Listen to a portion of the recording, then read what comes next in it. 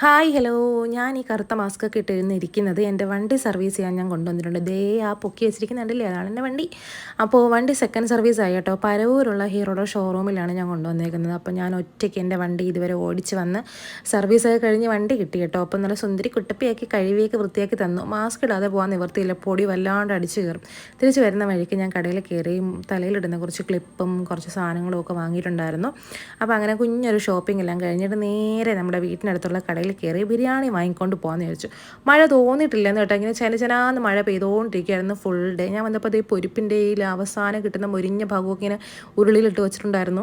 നല്ല മഴ ഇങ്ങനെ തൊരാതെ പെയ്യുന്നുണ്ടേ.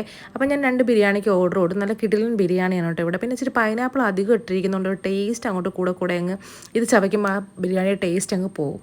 അത്രയേ ഉള്ളൂ, നല്ല അടിപൊളി ബിരിയാണിയൊക്കെയാണ്. പിന്നെ തിരിച്ചു വരുന്ന വഴിക്ക് ജയൻ്റെ കടയിൽ കയറി കുറച്ച് സാധനങ്ങളും വാങ്ങിച്ചു. അവിടെ വന്നപ്പോൾ തകൃതിയായിട്ട് നല്ല മഴ പെയ്യുന്നുണ്ട്. നൂല് മഴയാണ്, കുഞ്ഞു കുഞ്ഞു തുള്ളികളായിട്ട് മെനക്കെടുത്തുന്ന രീതിയിൽ അങ്ങ് പെയ്തുകൊണ്ടിരിക്കുക. ഞാൻ വന്നപ്പോൾ ഒരാൾ എന്നെ കാത്തിങ്ങനെ ഗ്രില്ലിൽ തൂങ്ങി കിടക്കുന്നുണ്ടായിരുന്നു. അങ്ങനെ വീട്ടിലെത്തി മഴ നനഞ്ഞ് തലയെല്ലാം ഒരു കുളമായിരിക്കുകയായിരുന്നു. അങ്ങനെ അതൊക്കെ തോർത്തി എൻ്റെ സ്വന്തം നൈറ്റി എടുത്തിട്ടപ്പോൾ എനിക്കൊരു സമാധാനമായി. അത് കഴിഞ്ഞ് ഇന്ന് ലഞ്ചിന് ബിരിയാണി ആയിരുന്നു കേട്ടോ.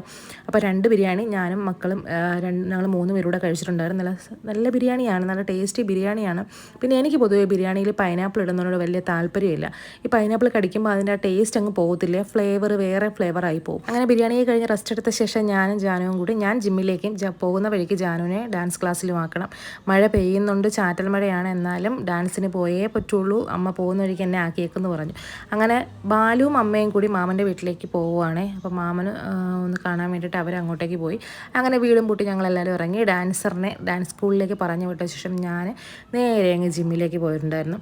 ജിമ്മിൽ ഇന്ന് ലെഗ് ഡേ ആണ് കേട്ടോ, ഒന്ന് സാറ്റർഡേ ആണ്, ലെഗ് വർക്കൗട്ടായിരുന്നു. അപ്പം എന്തായാലും വർക്കൗട്ടൊക്കെ നല്ല തകൃതിയായി അടിപൊളിയാക്കി എല്ലാം കംപ്ലീറ്റ് ചെയ്ത് ജിമ്മിൽ നിന്ന് ഇറങ്ങിയിട്ട് നേരെ ഞാൻ ചെന്നത് ജാനുവിനെ വിളിക്കാനായിരുന്നു കേട്ടോ. കാരണം ഞാൻ ജിമ്മ് കഴിഞ്ഞ് ഇറങ്ങിയത് ആ 1.5 hours അവളെ ഡാൻസ് ക്ലാസ് കഴിയും. അപ്പോൾ അവളെയും തിരിച്ച് വിളിച്ചിട്ട് അമ്മയും ബാലുവിനെ വിളിക്കാനായിട്ട് മാമൻ്റെ വീട്ടിലേക്ക് അങ്ങ് പോയി കേട്ടോ ഞങ്ങൾ. അപ്പോൾ അവിടെ ചെന്നപ്പോഴത്തേക്ക് ബാലു കളിയൊക്കെ കഴിഞ്ഞ് ഒരുവിധം മൂലൊക്കെ ആയി, ക്ഷീണമൊക്കെ ആയി. അങ്ങനെ പിന്നെ കുറേ നേരം അവിടെ നിന്ന് വർത്താനമൊക്കെ പറഞ്ഞിട്ട് നേരെ അങ്ങ് വീട്ടിലേക്ക് പോയി. അപ്പോൾ അത്രയേ ഉള്ളൂ.